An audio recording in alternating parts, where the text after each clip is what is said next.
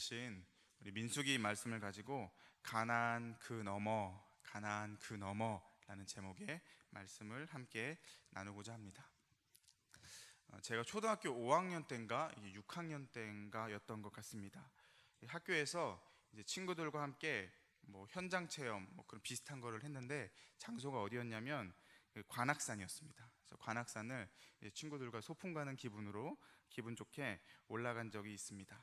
산의 입구부터 등산 코스를 따라서 친구들이랑 장난을 치면서 즐겁게 올라가다가 중간에 계곡이 있어서 계곡에서 물놀이도 하다가 돌 들치면 가재가 있잖아요. 가재도 잡고 이렇게 놀면서 올라가다 보니까 산 중턱쯤인가요? 아주 경치 좋은 곳이 딱 나왔습니다. 전망을 보니까 밑에 보니까 딱 서울 시내가 좀 보이는데, 서울 시내 중에서도 건물이 여러 채 모여져 있는 곳이 딱 보이더라고요. 그곳을 보면서 전망 좋은 곳에 딱 도착하니까 사진을 보시면 이런 모양이었거든요. 여기가 바로 그곳이구나 하는 마음이 속으로 딱 들었습니다. 왜냐하면 이제 그날 아침에 제가 가족들한테 오늘 관악산 간다고 하니까 누나가 뭐라고 이야기를 하냐면, 그 관악산 올라가다 보면 관악산 중턱쯤에 내려다 보이는 대학교가 있다. 그 대학교를 보면서 저곳이 내가 갈 대학교다 라고 선포하고 돌아오라는 거예요. 그래서 누나의 말이 기억이 났기 때문에 거기에 보면 이렇게 바위 같은 게 있거든요. 제가 그 건물들을 보면서, 무슨 학교인지도 잘 모르고 건물들을 보면서 외쳤습니다. 야호! 내가 꼭 돌아오겠다 라고 이렇게 외쳤던 기억이 있습니다. 근데 그 고백이, 그 외침이 얼마나 터무니없고 부끄러운 일이었는지 깨닫게 되는 데는 그렇게 오랜 시간이 걸리지 않았습니다. 저는 그냥 이제 서울에 있는 대학교인 줄 알았는데 그냥 그런 대학교가 아니었습니다. 지금도 그 우렁차게 관악산 중간에서 외쳤던 그때만 기억하면 지금도 조금 닭살이 돋을 정도로 부끄러웠던 기억으로 남아 있습니다. 관악산이 아니더라도 우리가 높은 곳에 올라가서 어떤 전망대에 딱 서게 되면 아주 훤히 산 밑이 이렇게 바라보이게 되는 거죠. 그리고 그곳이 보이면 또 랜드마크 같은 것이 눈에 뚝뚝 보이지 않습니까? 그러면 나중에라도 저곳을, 내가 봐왔던 곳을 직접 찾아갈 수가 있습니다. 높은 산에 봤는데 남산타워가 보였는데 저기 한번 가봐야 되겠다 마음을 먹으면 지하철 타고 버스를 타고 갈 수가 있는 것이죠. 잠실에 새롭게 높게 지어진 그 롯데월드 타워 있지 않습니까? 멀리서 보면 저곳은 내가 한번 꼭 가야 되겠다 하고 찾아갈 수 있는 것이죠. 관악산에서 보았던 그 학교도 제가 성적으로 가는 것은 아주 조금 어려울 수 있지만 이제 버스 타고 지하철 타고 그 안에 제가 들어갈 수는 있는 것이죠. 그러나 너무나 좋은 곳인데, 내가 그토록 염원하고 바라던 곳인데 그 위에서 바라봤던 그곳을 내가 갈 수 없다면, 내가 갈 수 없는 곳이라면 그 마음이 어떨까요? 오늘 본문에 나오는 모세의 심경이 아마 그와 같지 않았을까요? 민수기 본문을 우리가 계속해서 묵상하고 있습니다. 굉장히 많은 일들이 있었습니다. 출애굽 이후에 광야 생활의 거의 주된 내용을 차지하는 것은 이제 반복되는 이스라엘 백성들의 불평과 불순종하는 내용입니다. 비교적 빠른 시일 안에 가데스 바네아, 즉 이 가나안 건너편 땅에 도착을 했는데, 그곳에서 드러난 어떤 12정탐꾼 사건, 그리고 백성들의 불신앙으로 그 정탐한 하루를 1년으로 계산해서 40년간의 광야 생활이 시작되게 됩니다. 그리고 이제 그 약속한 40년이 거의 맞춰갈 때쯤이었던 것으로 보입니다. 모세와 함께했던 모세의 동역자인 누이 미리암도 죽고, 또 형인 아론도 그 조상들에게 돌아가고, 이제는 많이 연로해진 모세에게 하나님이 말씀하시는 겁니다. 우리 민수기 27장 12절과 13절을 우리 함께 한 목소리로 읽도록 하겠습니다. 시작. 여호와께서 모세에게 이르시되 너는 이 아바림 산에 올라가서 내가 이스라엘 자손에게 준 땅을 바라보라. 본 후에는 내 형 아론이 돌아간 것 같이 너도 조상에게로 돌아가리니. 그냥 단순한 하나님이 모세를 향한 명령으로 보이지만 여기에는 너무나도 잔인해 보이는 두 가지 표현이 등장을 합니다. 그게 뭐냐면 첫 번째는 내가 이스라엘 자손에게 준 땅을 바라보라 라는 12절의 내용입니다. 20장의 그 무리바 사건 때, 그리고 아론이 죽었을 때에 반복해서 하나님이 말씀하셨던 가나안 땅에 들어가지 못할 것에 대한 말씀을 다시 한번 상기시키면서 확인을 시키시는 그런 말씀인 것입니다. 민수기 20장 12절에 그 무리바 사건 이후에 여호와 하나님이 아론과 모세에게 이렇게 말씀하십니다. 너희는 이 회중을 내가 그들에게 준 땅으로 인도하여 드리지 못하리라 하시니라. 그리고 아론이 이제 그 조상에게 돌아갈 때 민수기 20장 24절 내가 이스라엘 자손에게 준 땅에는 들어가지 못하리니 이는 너희가 무리바 물에서 내 말을 거역한 까닭이니라. 그 모세가 올라간 아바림 산이 어떤 곳이냐면 이 모압 평지에 위치한 큰 산맥인 이 아바림 산맥이 있었다고 합니다. 근데 그 산맥 중에 북쪽에 비스가 산이 있었는데 그 비스가 산의 가장 높은 골짜기 그 정상에 바로 이제 느보 봉우리가 있었다는 것이죠. 아마 이곳에서 이 모세가 그 가나안 땅을 바라보았을 것으로 보입니다. 이 느보산 근처에 있는 또 알려져 있지 않은 어느 골짜기에서 모세가 그의 인생을 마무리하게 되는 것으로도 알려져 있는 곳입니다. 어찌 되었든 이 상황이 어떤 상황이냐면 하나님께서 약속하신 그 약속의 땅 가나안 땅에 들어가는 것이 철저하게 배제되었던 이 모세로 하여금 정말 그림의 떡처럼 눈앞에 보이지만 가지 못하는 그곳을 가장 잘 보이는 전망 좋은 곳에서 이 파노라마로 그것을 보게 하시는 것입니다. 그러면서 저곳이 내가 이스라엘 자손에게 약속한 그 젖과 꿀이 흐르는 그 땅이다라고 모세에게 말씀하시는 것이죠. 이게 얼마나 잔인하게 느껴지십니까? 두 번째 잔인한 말은 바로 너도 아론이 돌아간 것처럼 조상에게 돌아가리니 라고 이야기하는 13절의 말씀입니다. 이 조상에게 돌아간다는 이 13절 표현을 직역을 하면은 이런 내용이 된다고 합니다. 아론이 그 형제 백성들에게로 모여진 것처럼 너도 너의 백성들에게 모여질 것이다 라는 의미를 가지고 있다고 합니다. 이런 표현이 우리가 듣기에는 굉장히 익숙하지 않은 표현이잖아요. 백성들에게 모여진다는 표현이 익숙하지 않지만 이스라엘 백성들의 어떤 내세관을 잘 보여주는 표현이라고 합니다.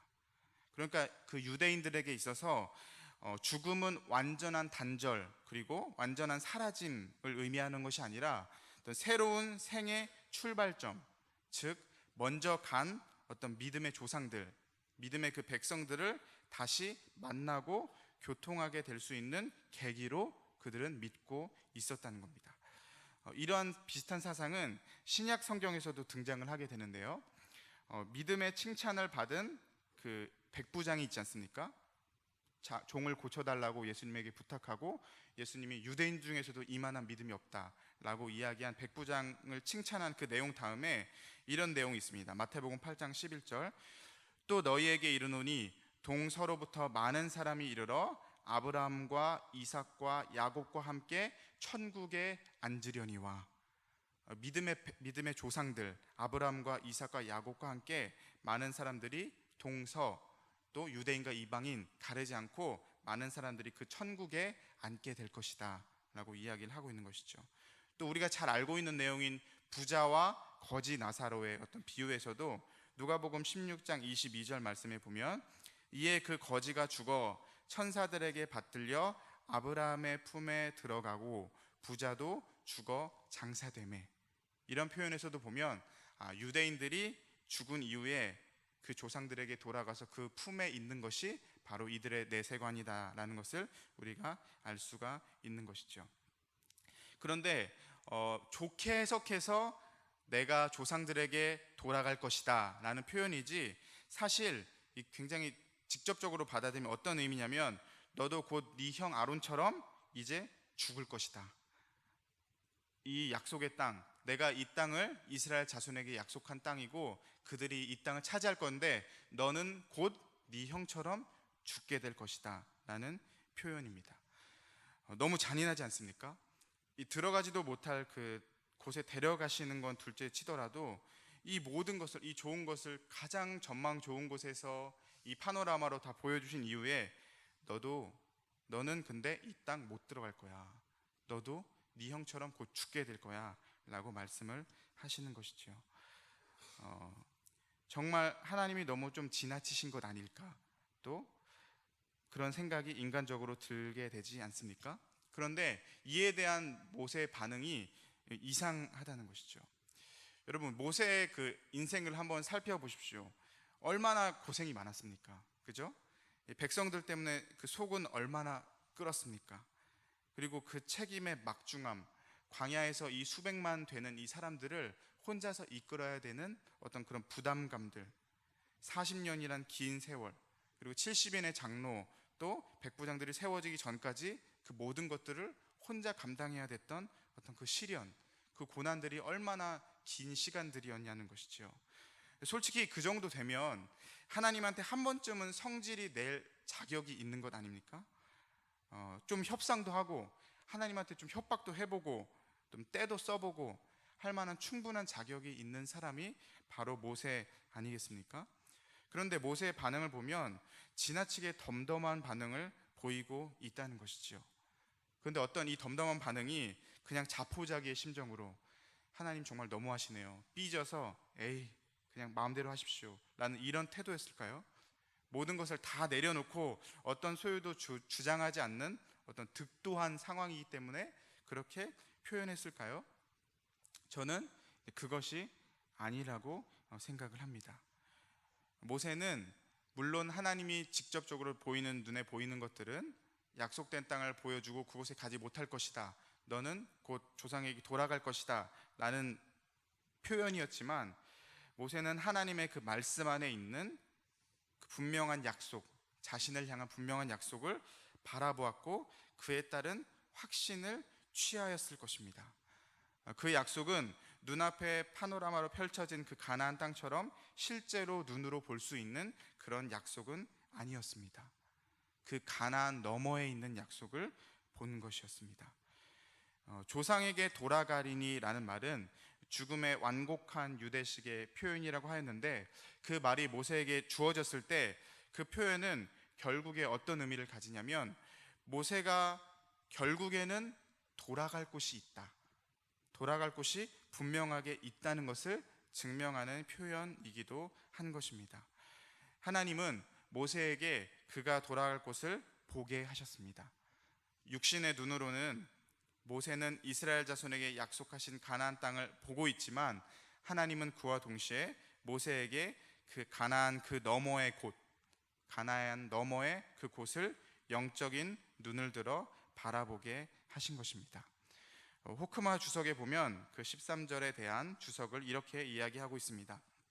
하나님은 모세에게 그가 당신의 섭리 가운데 죽음으로 당신의 언약에 참여한 그의 조상들처럼 그들이 돌아간 당신의 나라에서 영원하고도 평안한 휴식을 얻게 될 것임을 확신시키셨다. 그곳을 바라보니, 또 그곳을 가게 될 확신이 들 때에 모세는 그 마음에 확신을 가지고 덤덤하게 자신의 죽음을 맞이할 수 있게 되는 것이죠.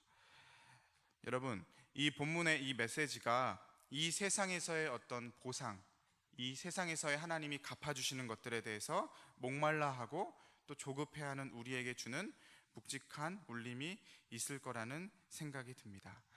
사랑하는 옥인 성도 여러분, 우리는 돌아갈 곳이 있습니다. 세상에서는 성과주의, 무언가 일을 한 만큼의 보상을 지금 받아야 되고 그것을 받아서 누리려고 하고 그것을 강력하게 주장하지만, 때로는 그것을 취하기 위해서 눈에 혈안이 되어서 때도 써보고 다른 사람들과 경쟁하고, 경쟁을 넘어선 전쟁을 하기도 하고 조급함에 시달리기도 하지만, 우리는 그 육신의 눈에 보이는 가나안만을 바라보지 않고 그 너머의 곳을 바라볼 수 있는 사람들이라는 것이죠. 우리가 영원히 거할 곳은 따로 있다는 것입니다. 우리가 돌아갈 곳은 반드시 있다는 것이죠. 복음성가 중에 죄 많은 이 세상은 내 집 아니네, 이런 찬양 아십니까? 가사를 보면 죄 많은 이 세상은 내 집 아니네, 내 모든 보화는 저 하늘에 있네, 저 천국 문을 열고 나를 부르네, 나는 이 세상에 정들 수 없도다. 이런 마음을 가지고 살아가는 것이 바로 우리들 아니겠습니까? 우리 그런 믿음을 가지고 우리 옆 사람에게 한번 이야기 한번 해보겠습니다. 우리는 돌아갈 곳이 있습니다. 우리는 돌아갈 곳이 있습니다. 우리의 눈을 들어서 하나님이 우리에게 주마 하고 약속하신 우리의 돌아갈 그 땅을 사모하면서 확신하며 살아가시는 저와 여러분들이 되시기를 주님의 이름으로 축복합니다. 네, 그 이후의 대화입니다.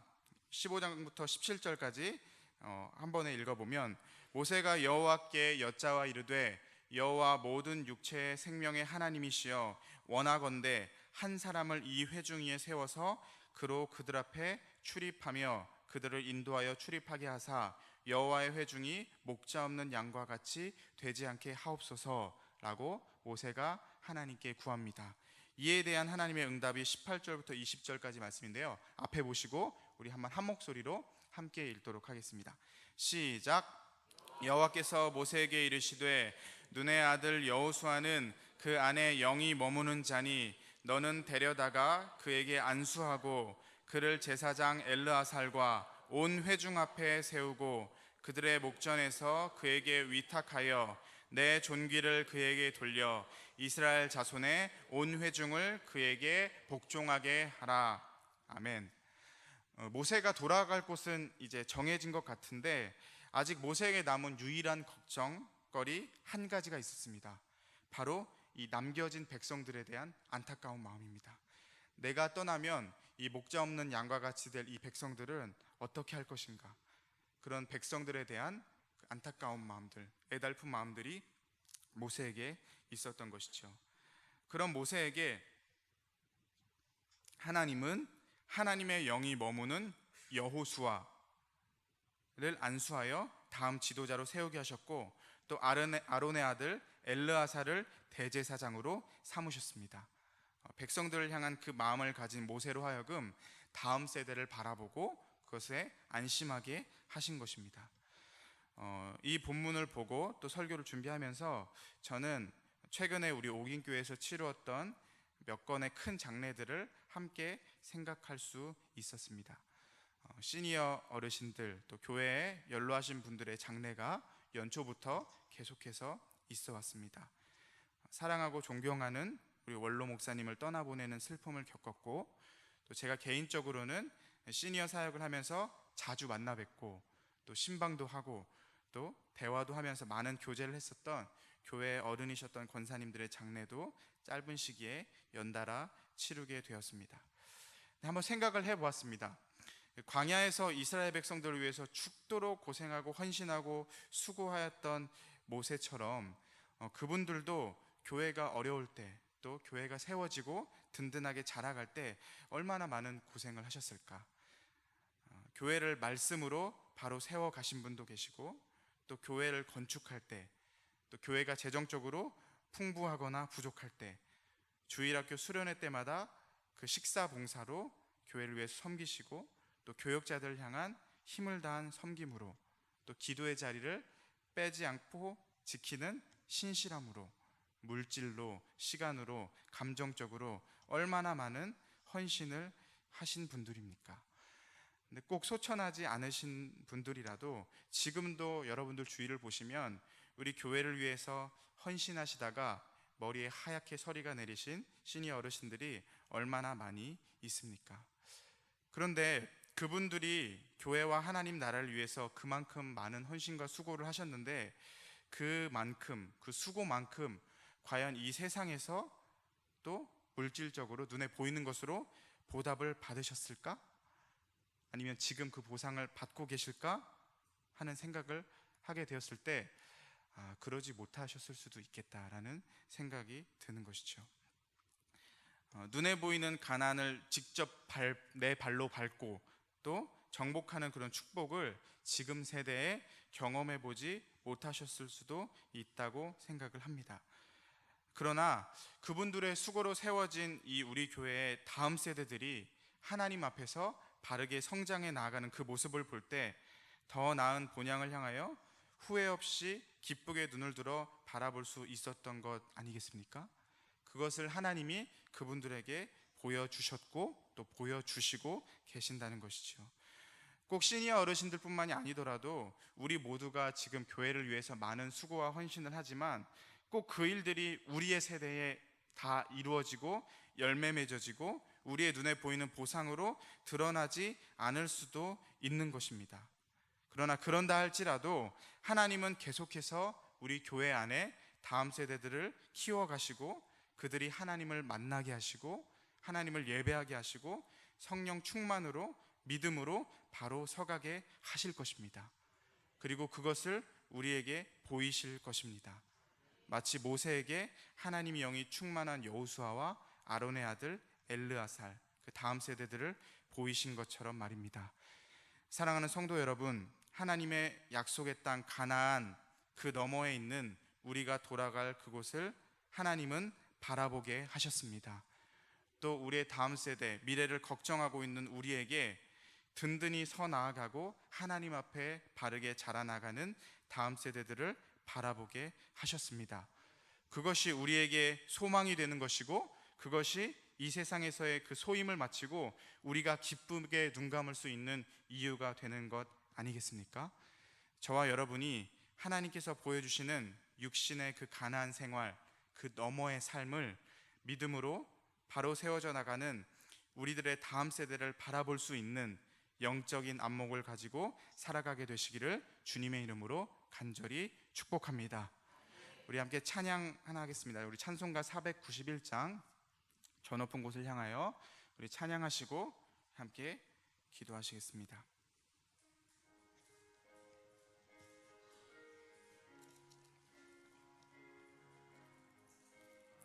저 높은 곳을 향하여 저 높은 곳을 향하여 날마다 나아갑니다. 내 뜻과 정성 모아서 날마다 괴로움과 죄가 있는 곳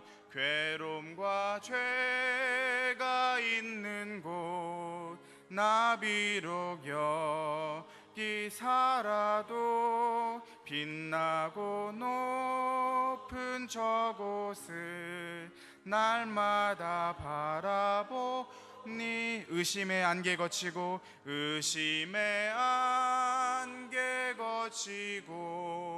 근심의 구름 없는 곳 기쁘고 참된 평화가 거기만 있사오.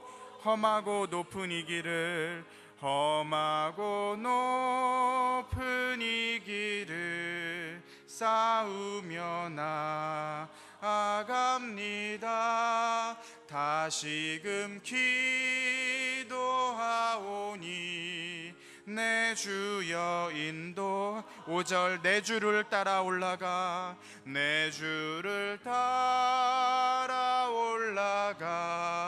저 높은 곳에 우뚝 서 영원한 복락 누리며 즐거운 노래 부르 내 주여 내 맘 붙드사 그곳에 있게 하소서.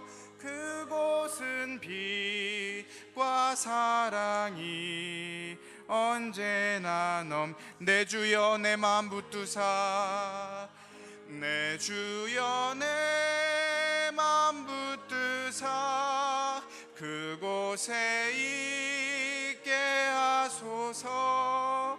그곳은 빛과 사랑이 언제나. 우리 손을 들고 마음을 다하여 고백하겠습니다. 내 주여 내 맘 붙드사 내 주여 내 맘 붙드사 그곳에 있게 하소서.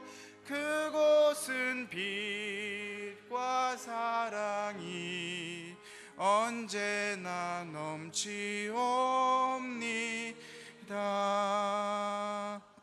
우리 시간 다 같이 합심해서 기도하실 때 하나님, 우리의 눈을 들어 저 높은 곳을 향해 날마다 나아가게 하여 주시옵소서. 날마다 전쟁과 같은 삶을 살아가는 우리가 그 너머의 삶을 믿음의 눈으로 바라보게 하여 주시옵소서. 우리 교회 안에 다음 세대들이 믿음으로 자라나는 것을 바라보며 우리 교회에 소망이 있고 희망이 있음을 또 하나님께 감사의 고백을 날마다 올려드리는 우리 옥인교회가 되게 하여 주시옵소서. 우리 이러한 기도 제목으로 함께 합심하여 주님의 이름 크게 한번 부르고 기도하시고 또 자유롭게 기도하시다가 돌아가시겠습니다. 주여